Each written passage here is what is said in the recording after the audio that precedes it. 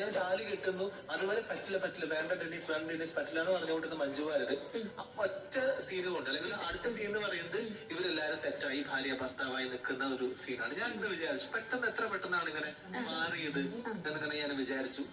Just ഒരു 2 മിനിറ്റെങ്കിലും convince ചെയ്യാനായിട്ട് അവിടെ വേണമെന്ന് ഞാനിങ്ങനെ ആഗ്രഹിച്ചിട്ടുണ്ട്. ഇതിപ്പോ നിരഞ്ജന് വേണ്ടിയിട്ട് ടെന്നീസ് ചിലപ്പോ താലി കെട്ടിയതായിരിക്കാം, അങ്ങനെ നമ്മൾ വിചാരിച്ചാൽ കുഴപ്പമില്ല. പക്ഷെ ഇത് കഴിഞ്ഞിട്ട് പെട്ടെന്ന് അവർ ഓക്കെയാണ്, ഹാപ്പി ആയിട്ട് ഇങ്ങനെ നിൽക്കുന്നത് കാണുമ്പോഴത്തേക്ക് നമുക്കൊരു വിഷമയില്ലേ? പക്ഷെ ഈ വിഷമം നമുക്ക്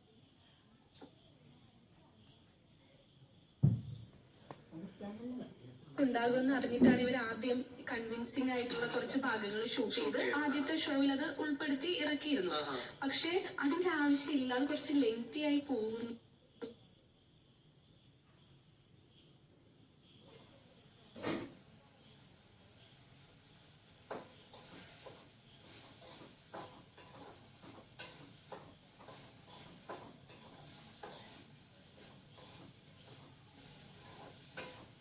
എന്ന് പറഞ്ഞിട്ട് ഇവര് കട്ട് ചെയ്തിട്ട് തൊട്ടടുത്ത ഷോ കട്ട് ചെയ്ത പോർഷൻ ഇറക്കി കഴിഞ്ഞിട്ട് ഇവർ ഇതിൽ കണ്ടു ഓഡിയൻസിന് എങ്ങനെയാണ് അവർ റിയാക്ട് ചെയ്യുന്നതെന്ന്. സിബി മലയിലും അതുപോലെ ഇതിന്റെ പ്രൊഡ്യൂസർ സിയാദ് കൊക്കറൊക്കെ ഇരുന്ന് കണ്ടു.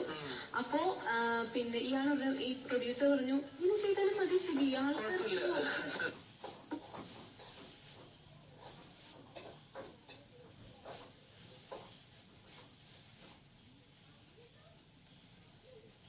ഒന്നുമില്ല, ഇതാണ് വേണ്ടത് എന്നുള്ള രീതിയിൽ പറഞ്ഞു. എനിക്കൊന്നും ആവശ്യമില്ലാത്തതായിരിക്കാം, ചിലപ്പോ കൺവിൻസിങ് കുറച്ച് ബോറായിട്ടുണ്ടാവാം അല്ലേ? പക്ഷെ എനിക്ക് ഈ അടുത്ത് കണ്ടപ്പോ എനിക്ക് അങ്ങനെ ഒരു കൺവിൻസിങ്